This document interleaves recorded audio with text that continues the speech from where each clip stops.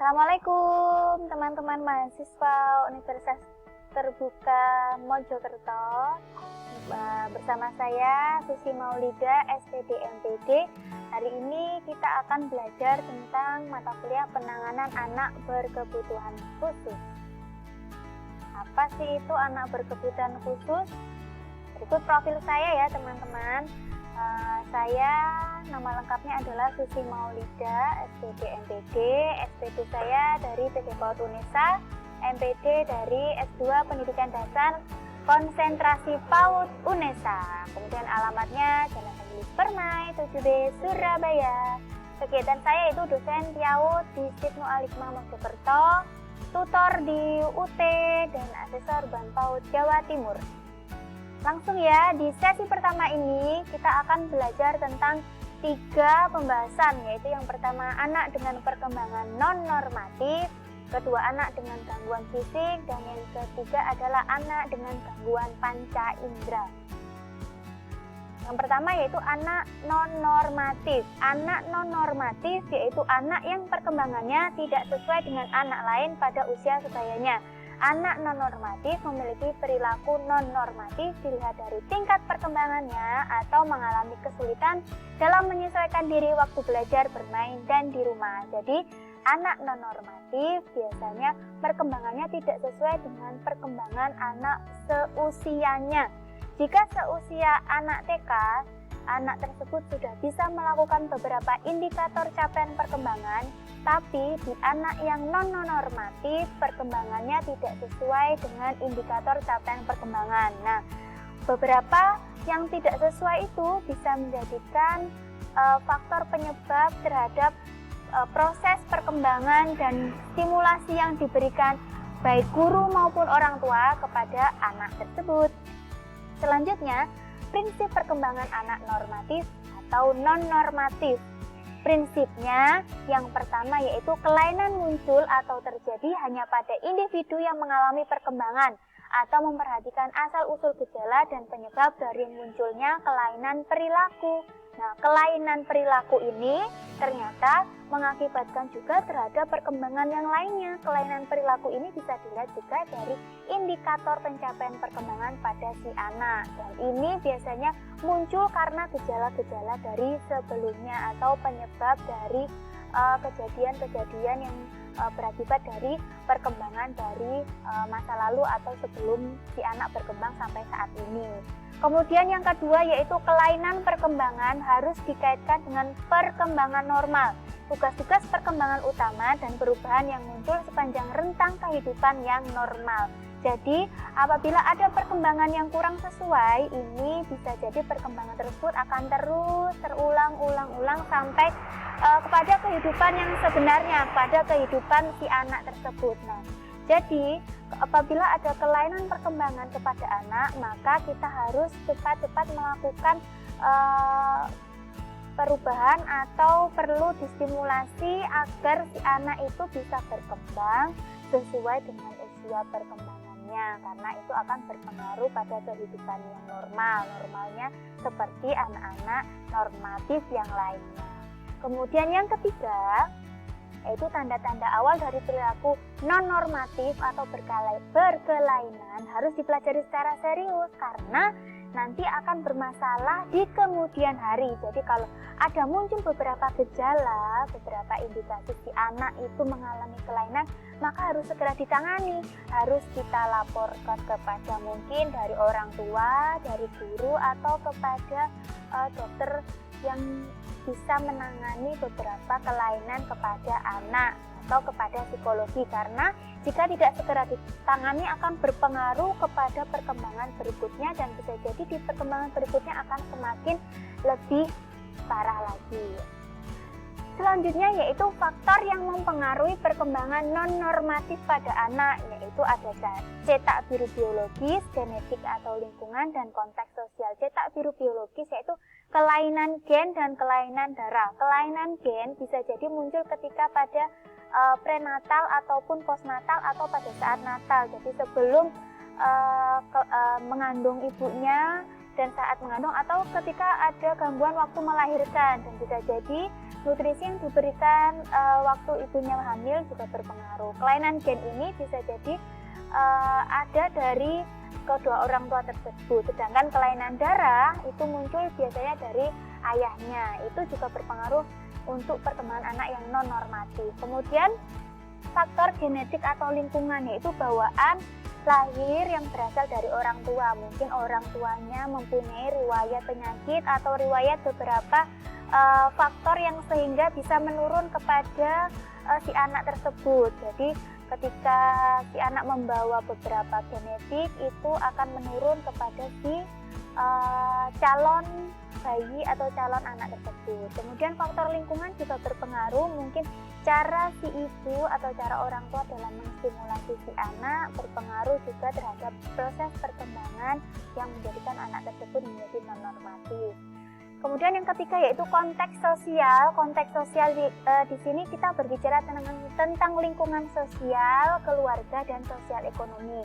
Jika lingkungan sosial mendukung, baik itu dari keluarga dan lingkungan di sekitar, mendukung dalam artian mungkin keluarga yang harmonis atau lingkungan yang bersih, lingkungan yang menyenangkan, dan sosial ekonomi. Sosial ekonomi berkaitan dengan kebutuhan si ibu dan anak dalam proses perkembangan, karena ini berkaitan dengan kebutuhan nutrisi-nutrisi yang diberikan. Nutrisi yang diberikan otomatis apakah baik atau cukup, itu berpengaruh juga untuk anak non-normatif. Kemudian kita belajar tentang yang kedua, yaitu anak dengan gangguan fisik. Anak dengan gangguan fisik ini dibagi menjadi ada dua menurut modul GUT, yaitu cerebral palsy dan rentang sakit. Kalau cerebral palsy itu berkaitan dengan melemahnya kekuatan otot, kekakuan, kelumpuhan, dan gangguan fungsi saraf, sehingga menyebabkan fisik si anak itu tidak bisa berdiri dengan sempurna atau berjalan atau berkembang sesuai dengan anak seusianya. Nah, ini berarti berpengaruh juga terhadap perkembangan yang lainnya. Namun penyakit ini termasuk bukan penyakit yang akan semakin memburuk. Tentunya perlu melakukan stimulasi supaya fungsi saraf dan otaknya dapat berkembang lebih baik. Bukan berarti menjadikan yang sesuai, tapi biasanya sedikit berkurang. Kemudian yaitu anak yang rentan sakit. Anak yang rentan sakit ini biasanya kondisi kesehatan anak yang dipengaruhi oleh status sosial, ekonomi, dan faktor lingkungan. Anak yang rentan sakit atau mudah sakit ini bisa dipengaruhi oleh lingkungan yang bersih, yang nyaman, kemudian lingkungan yang ventilasinya cukup juga berpengaruh, dan pemberian nutrisi, pemberian faktor kesehatan yang diberikan juga berpengaruh untuk kestabilan imun si anak tersebut. Nah, untuk anak yang rentan sakit ini biasanya seperti contohnya asma, kemudian batuk atau pilek atau flu. Sedangkan anak yang kategori gangguan fisik rentan sakit yang berat itu biasanya dia sudah memiliki penyakit bawaan yang cukup berat, seperti dia mengalami gangguan di beberapa organ tubuh sehingga harus meminum beberapa obat atau harus dengan setting lingkungan yang sesuai dengan si anak tersebut supaya anak tetap sehat dan tidak rentan sakit. Kemudian yang ketiga, kita berbicara tentang anak dengan gangguan panca indera, yaitu gangguan pendengaran dan gangguan penglihatan. Nah, gangguan pendengaran atau yang kita sebut sebagai tunarungu, yaitu gangguan yang menghambat proses informasi bahasa melalui pendengaran dengan atau menggunakan alat pengeras yang bersifat sementara ataupun permanen yang mengganggu proses pembelajaran anak. Jadi ada anak yang tidak mampu mendengar sama sekali, atau ada anak yang mampu mendengar secara samar, seperti itu. Kemudian apa sih yang menyebabkan anak mengalami tunarungu? Yaitu ada satu faktor genetik yang menyebabkan cacat tulang pada bagian tengah sehingga mengakibatkan berkurangnya pendengaran. Kemudian yang kedua yaitu faktor lingkungan. Lingkungan mempengaruhi pendengaran, biasanya berupa serangan penyakit seperti campak, radang telinga, pemakaian obat-obatan, trauma suara terlalu keras. Jadi pada anak bayi yang organ pendengarannya belum sempurna, sebaiknya tidak terlalu memberikan suara yang terlalu keras atau suara-suara yang mengakibatkan anak itu merasa kaget sehingga anak trauma terhadap suara yang terlalu keras. Ini faktor tersebut juga akan menjadi penyebab gangguan pendengaran pada anak. Ciri-ciri tunarungu yang pertama tidak mampu mendengar, sudah jelas. Yang kedua terlambat pada perkembangan bahasa. Kemudian sering menggunakan isyarat dalam berkomunikasi. Nah, kalau dalam berbahasa dan berkomunikasi, tentunya si anak akan berusaha menyampaikan dan menerima pesan yang diberikan. Jadi apabila dia mengalami gangguan pendengaran, dia akan kesusahan dalam menyampaikan pesan, dan dia akan susah juga dalam menerima pesan untuk menyampaikan kembali. Kemudian kurang atau tidak tanggap bila diajak bicara. Otomatis karena dia tidak melakukan respon apa yang diberikan orang lain kepada dia, karena dia tidak mendengar atau samar mendengar apa yang diucapkan orang lain kepadanya. Kemudian yang kelima yaitu ucapan kata tidak jelas, dan yang keenam adalah kualitas suara aneh atau monoton. Ini berkaitan dengan intonasi suara, karena ucapannya yang tidak jelas karena dia cukup susah dalam penyampaian bahasa, dan kualitas suaranya atau monoton biasanya terlalu datar. Seperti itu. Yang ketujuh yaitu sering memiringkan kepala dalam usaha mendengar. Anak yang mengalami tunarungu, dia akan mengalami kesulitan ketika mendengar. Otomatis dia ingin mendekatkan organ telinganya kepada si penyampai materi seperti ini. Nah, karena supaya dia lebih jelas untuk dalam menerima maksud dari si pembicara tersebut. Yang kedelapan, banyak perhatian terhadap getaran. Kemudian yang ke-9, keluar nanah dari kedua telinga. Yang ke-10, terdapat kelainan organis telinga. Yang ke-9 dan yang ke-10 ini tentunya perlu adanya pemeriksaan dari dokter. Anak dengan gangguan penglihatan. Anak dengan gangguan penglihatan atau disebut tunanetra, yaitu gangguan daya penglihatan berupa kebutaan secara menyeluruh atau sebagian, dan walaupun mereka telah diberikan pertolongan atau alat bantu, mereka tetap harus mendapatkan pendidikan khusus.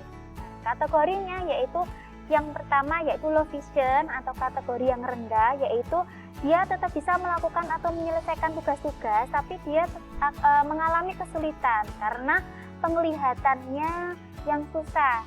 Namun dia dapat menyelesaikan dengan menggunakan beberapa strategi, contohnya dia melihat dari dekat atau penggunaan alat bantu dan juga memodifikasi lingkungan sekitar.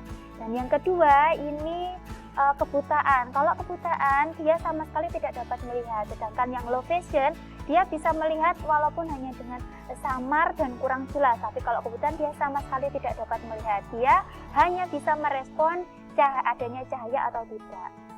Kemudian ciri-ciri tunanetra yaitu yang pertama tidak mampu melihat, tidak mampu mengenal pada jarak 6 meter, kerusakan nyata pada kedua bola mata. Ini kedua bola matanya mengalami kerusakan, entah itu berwarna hitam atau keruh atau mengeluarkan beberapa cairan. Nah, kemudian yang keempat yaitu sering meraba-raba atau tersandung waktu berjalan. Ini karena di sekitarnya dia tidak melihat apa yang ada di kanan kiri depan belakangnya dia, sehingga dia menyebabkan sering meraba ataupun dia tersandung apabila berjalan.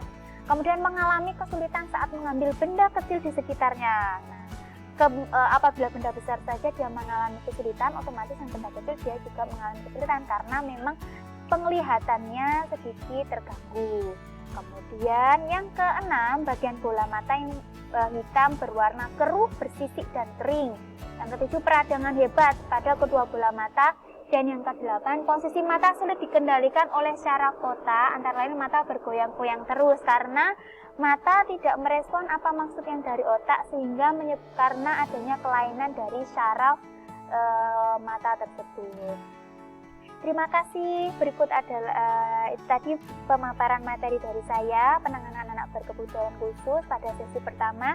Bila ada pertanyaan dari teman-teman, silakan menghubungi saya di Instagram, di WA tersebut, dan di YouTube channel. Insya Allah nanti video ini akan saya tayangkan di YouTube saya ya. Silakan mengerjakan TT1 dan meringkas apa yang sudah saya sampaikan materi pada hari ini. Terima kasih, sukses selalu. Wassalamualaikum warahmatullahi wabarakatuh.